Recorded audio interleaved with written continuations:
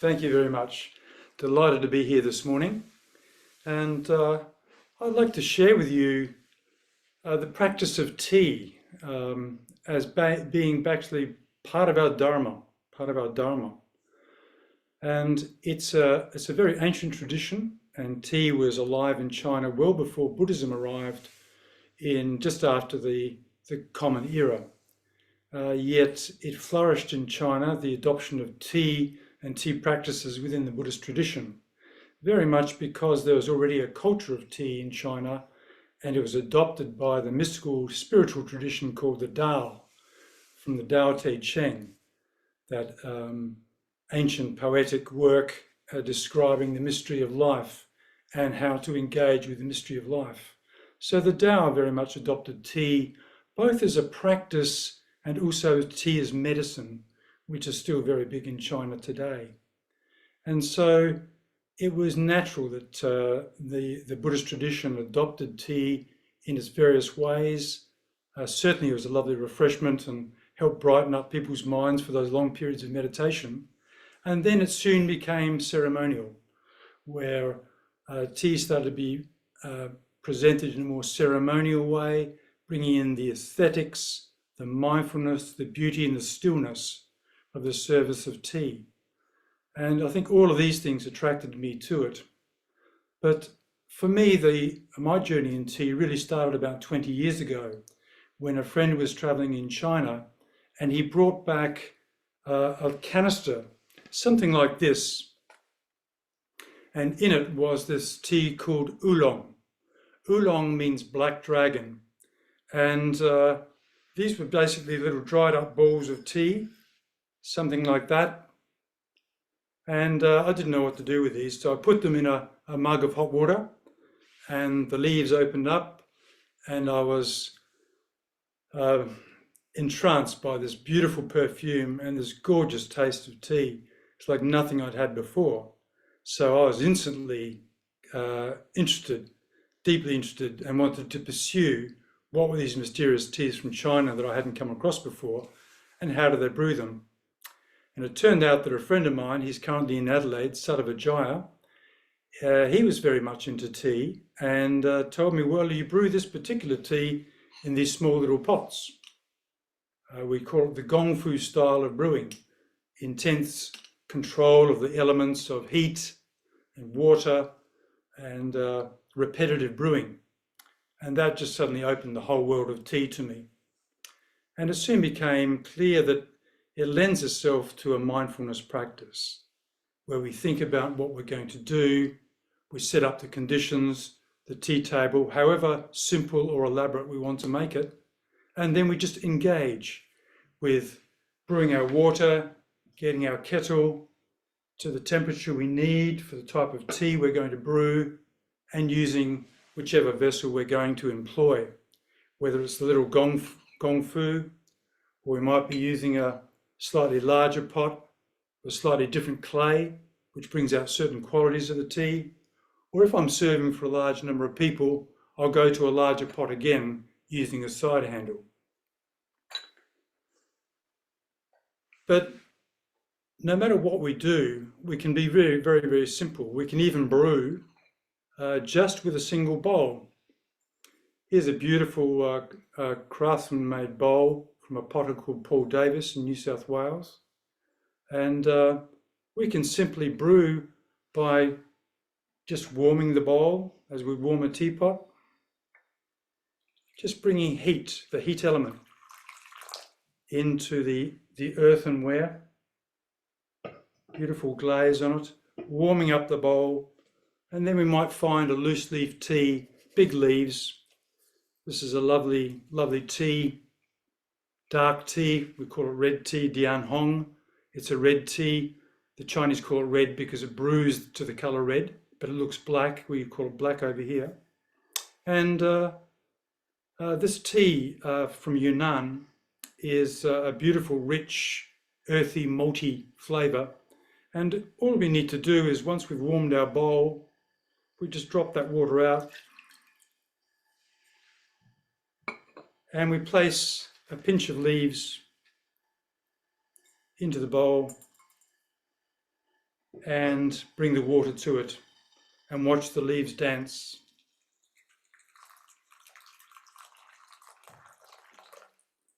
And we just wait for a little while for that tea to brew.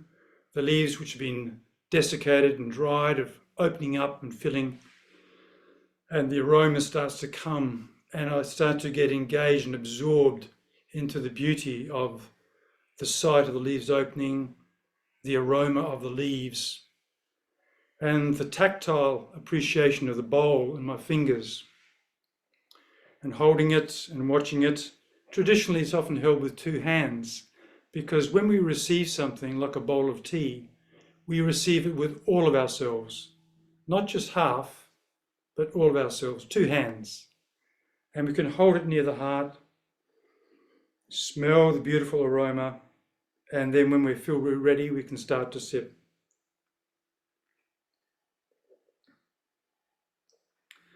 And when I've drained that bowl of tea, I can simply repeat and put in some more water again and enjoy again.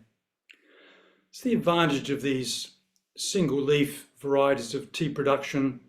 With a big leaf, you can rebrew and rebrew and rebrew.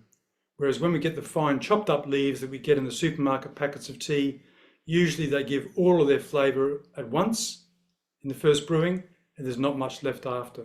So there's a great advantage in having these single leaf teas. And this is the simplest way to have tea.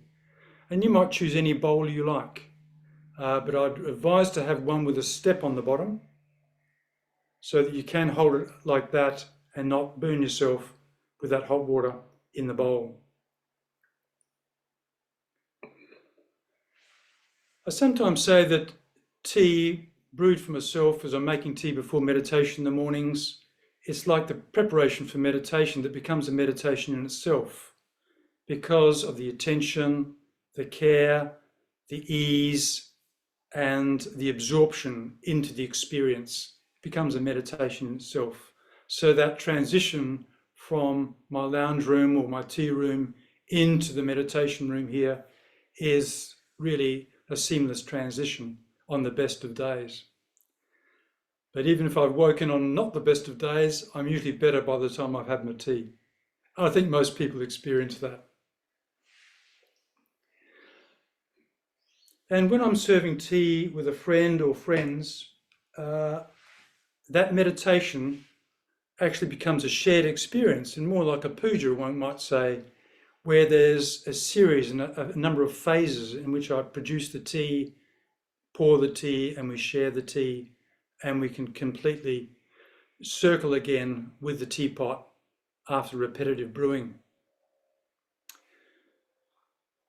It's a meditative process. It can be something you can do in silence with your friend or with your friends, or we can simply have an easy exchange of conversation, usually about the tea or some aspect of it, of beauty, of mindfulness, and of course enjoying the tea itself and appreciating the way the flavours and the aromas change in the tea from one brewing to the next, because clearly all the conditions are changing as more flavours and aromas come out of those leaves successively after each brewing. It starts to change and the intense flavours might start to die away, but more subtle flavours are alive. I remember one amazing experience I had with a white tea. I'll speak about the classes of tea briefly in a minute, but I had a white tea which came in a cake wrapped up like this, and I was breaking off and crumbling up the tea to put into my teapot. And after about the 6th or 7th brewing of this in this one session, I thought it was almost getting to water, but suddenly some nectar appeared in the taste as if honey had just been bombed into the water. It was absolutely amazing. So tea is full of surprises. And the Chinese say that a tea that gives many steepings is a tea that has great patience. And one of the things I love about the tea tradition is that it's so poetic. The Chinese have got a poetic expression for everything about tea. They say the water is the mother of tea because if we don't have good water, we can't have good tea. These are things. And then we sort of learn more about water. It provokes me to understand the water I'm drinking. Where does it come from? If I can smell chlorine, I might want to filter it. If I take it from a river, there's a lot of organic material in river water, which is going to affect my tea production, my tea making. And if I have too many minerals in the water, that will also affect the tea, and so on. So I start to learn about the conditions of the water. And heat, sometimes said to be the father of tea, heat's important. And I guess it's obvious that if we're brewing a particular type of tea, we need a particular temperature of water, or at least a range of temperature. So for the tea I thought I'd brew for you now, I've got it up at about 90 to 95 degrees Celsius, so below boiling. And I'm going to brew some oolong tea just to show you this gong fu method and to show you what's involved with it and how it all becomes a practice and is a practice. So we'll start again with warming the vessel.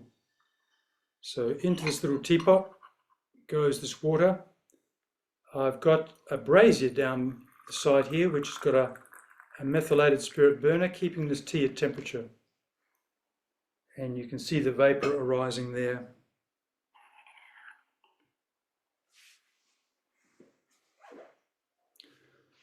And it's interesting too, it's a great exercise in understanding conditionality. Of course, water is going to affect the tea, temperature will affect the tea, even the vessel that we're brewing in will affect the flavour of the tea. So I'm using here a type of red clay, which is reasonably porous clay. I'll just warm up the bowls.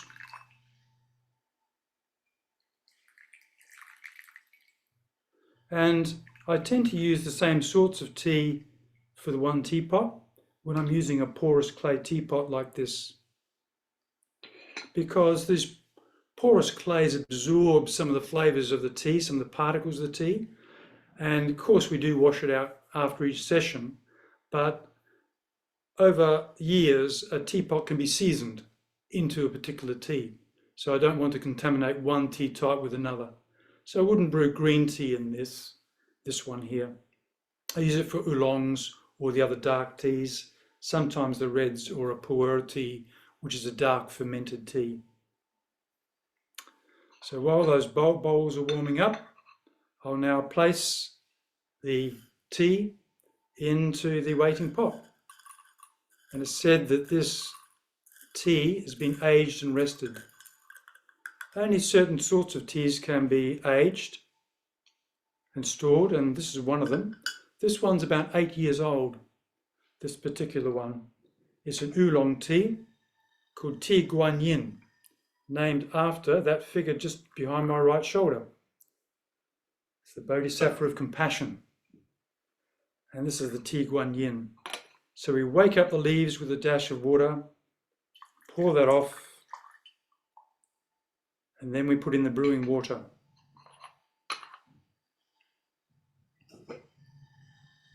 There's an orchestration of left hand and right hand, for different purposes, as you can see. I'm pouring water with my left hand, working the teapot with my right,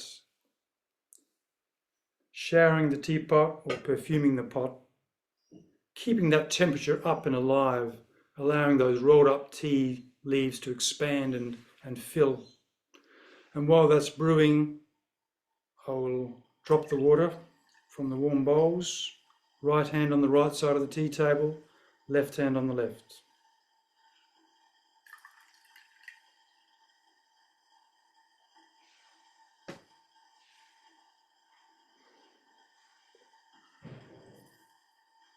And you can see it's not a long step from a procedure like this or a process like this to become ceremonial, like the famous Japanese whisk tea ceremony, which you've no doubt seen or heard of, where you've got a beautiful presentation of the tea set. Often the tea maker is in a beautiful kimono, or at least a very nice shirt or suit in which they're preparing the tea. They might have flowers of the season by them. They'll have a scroll with a calligraphy of haiku of the season, and then the tea is prepared in meticulous steps in silence. It's really quite beautiful, quite wonderful. And it's interesting though, the whisk tea ceremony, which originated in Tang, China, and then sort of lost favour over time in China.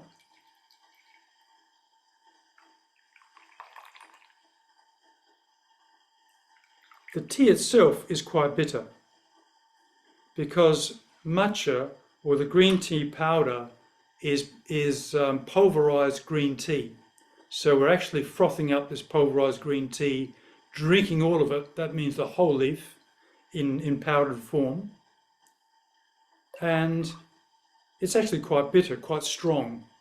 And one goes through this beautiful, magical, meditative process and then have this strong, bitter tea at the end of it.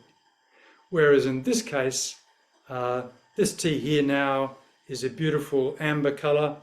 Not sure you can quite see that from there. And it's got a beautiful aroma.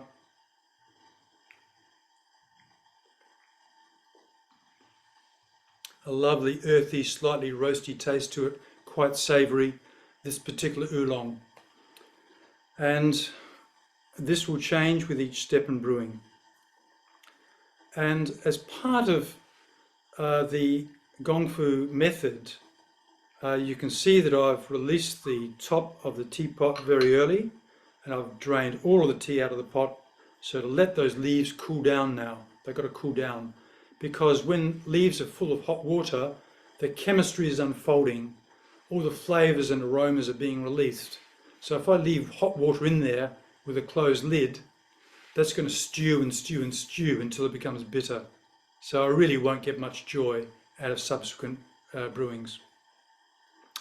So that's an important thing to remember with Gongfu style. But even if we're using a larger pot, once again, if you've got leaves that you want to use again, you've poured out all of your tea, release the lid and let the heat out, and then start all over again with the hot water. Sometimes when I'm brewing alone for myself and I've got a small bowl before me, I might put out 2 bowls, and one bowl might be an offering. It might be to the Buddha or to Guan Yin or to our founder, Sangharakshita, just as bringing them to mind and serving the most honoured guest I can. So that's something I like to do from time to time when I have the small bowls before me. So tea lends itself to all of these reflections on conditionality, mindfulness, beauty, and sharing and dharma, just giving, and something I just love to do. Usually when I travel, I've got a little bag travel kit that I take on board with me or put in the boot of the car and travel with this so I can share tea with people. It might be on retreat. Dharmanara and I were on retreat recently and sharing tea, and some years back with Jinavadra as well, in our retreat there, and conventions and so on. It's a wonderful thing to do, and just about everybody enjoys tea. And for many people, it's a discovery, a revelation of not just the beauty of sharing tea and the practice of making tea, but also the huge varieties of flavours and qualities of tea that we haven't necessarily seen before. Because tea comes into these genres.